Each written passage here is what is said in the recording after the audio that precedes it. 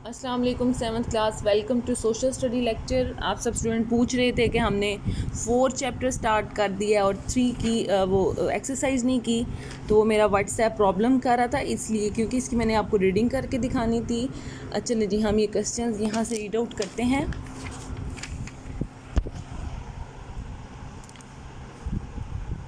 Ji, main agricultural products of the Muslim world. आपने notes ले लिए हैं, आपके नोट्स स्कूल में आ गए हुए हैं, तो student as soon as possible अपने नोट्स कलेक्ट करें ताकि आप लोग ये एक्सरसाइज डिटेल में कर सकें। जी, first question is which agriculture product do you consider the most important, give your reason. अच्छा, इसमें मैंने अपनी रीज़न खुद दी है क्योंकि क्वेश्चन उन्होंने आपसे क्रिएटिव मांगा है और आप लोग अभी इतने बड़े नहीं हुए, इसलिए उसका आंसर मैंने खुद ही लिख दिया है।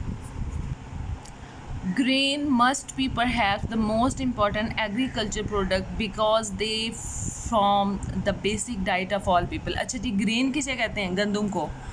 तो ग्रेन्स हैं जो वो बड़ी अहमियत रखती हैं। अब ग्रेन्स में बहुत सी चीज़ें आती हैं, उसमें दालें भी आ जाती हैं, गंदम, चावल एंड ऑल दीज। अच्छा जी, बेसिक डाइट है सब लोगों की। Fibres are probably next. Fibres mostly आती हैं दालों में।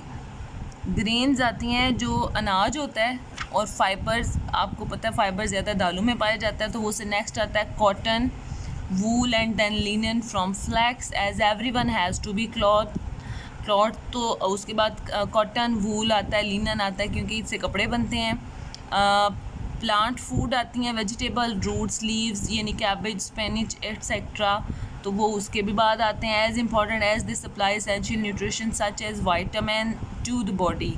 तो डाइट में सबसे पहले आपको तो ज़रूरत होती है ग्रेन्स की, उसके बाद फाइबर्स हैं, उसके बाद कपड़े पहनने के लिए कॉटन और वूल चाहिए होती है, उसके बाद प्लांट्स आ जाते हैं। प्लांट्स फूड जैसे हम कैबेज खाते हैं और पालक और गोभी, इस तरह की चीज़ें, तो वो भी इम्पॉर्टेंट है क्योंकि उससे हमें वाइटामिन मिलने होते हैं, इसलिए ये इम्पॉर्टेंट है। आगे है find out what other products are made from natural rubber. तो वो हैं product made from natural rubber other than the ones mention in the book are gloves, toys, balloons, adhesive, rubber bands, pencil, eraser etcetera. ये सब चीज़ें rubber से बनी होती हैं। अब इसमें ना कुछ क्वेश्चन ऐसे हैं, जैसे प्रीपेयर, सेकंड क्वेश्चन है prepare a presentation on the agriculture product of Pakistan, try to show as many actual sample as possible. तो उसमें नहीं ही, ये क्लास में होना है, ये प्रेजेंटेशन है, तो ये वीडियो लिंक पे नहीं हो सकती। फाइंड आउट, अच्छा जी ये हमने कर लिया। Pakistan import and consume a lot of T. Find out the mountain imported and consumed, amount imported and consumed. तो ये आप लोग इंटरनेट से खुद करेंगे solve.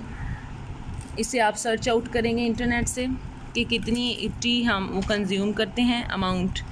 On an outline map of Muslim world mark the country where these agriculture products are found, make your own symbol for each product. अच्छा जी, ये भी आपकी एक्टिविटी टाइप है, तो मैंने इसलिए क्वेश्चन छोड़ दिए हैं क्योंकि आप लोगों को वीडियो पे समझाना ज़रा डिफ़िकल्ट हो जाएगा। इंशाल्लाह जब हम लोग स्कूल आएंगे तो इसको डिटेल में कर लेंगे। ओके जी, make a list of national dishes of Muslim countries mention above, also write what the main ingredient of each dish is. तो मुस्लिम वर्ड की वो कह रहे हैं कि जो मेन डिशेज़ हैं उनकी लिस्ट बनाएं और उसमें मेन इंग्रेडिएंट लिखें। तो if anyone want to do this question तो वो खुद से इनका आंसर लिख सकता है। मैंने आपको बता दिया, इसमें आपने इंटरनेट से इसकी टी की अमाउंट देखनी है, इम्पोर्टेड और कंज्यूम्ड, और आगे यहाँ पे आपने एक मैप बनाना है जिसमें आपने ख़ुद से किसी भी चीज़ की एक सिंबल रख लेनी है, प्रोडक्ट जो एग्रीकल्चर कोई भी मुल्क में, जैसे पाकिस्तान में गंदम बनती है तो आपने गंदम की कोई भी एक सिंबल रखनी है और मैप में वो लिखनी है, और ये इस तरह से मैप बनाना है, और नीचे लिस्ट बनानी है आपने ऐसी डिशेज़ की जो मुस्लिम कंट्रीज़ में खाई जाती हैं, और उसमें मेन इंग्रेडिएंट सब में लिखना है। ठीक है स्टूडेंट्स, ये आपने अपनी कॉपी पे लिखनी है, और स्टूडेंट पॉसिबल हद तक कोशिश करें कि आपको जल्दी से जल्दी आपके वो स्कूल से मिल जाएं समर पैक, क्योंकि उसमें ये नीचे वाली एक्सरसाइज मैंने ऑब्जेक्टिव टाइप है, तो इसे हम तभी कर सकते हैं जब आपके पास सबके पास होंगे, और ये बहुत इजी है। आपने जो टेक्स्ट पढ़ा है उसी से आपने खुद ही सॉल्व करनी है, ये फिल द ब्लैंक्स, इसमें मैंने आपकी हेल्प नहीं करनी। ठीक है, आपने मुझे सॉल्व करके अपनी कॉपी पे लिख के तो बतानी है। These are the whole exercise. Thank you students. इसे अपनी कॉपी पे लिखना है और लिखने के बाद मुझे इनबॉक्स करना है।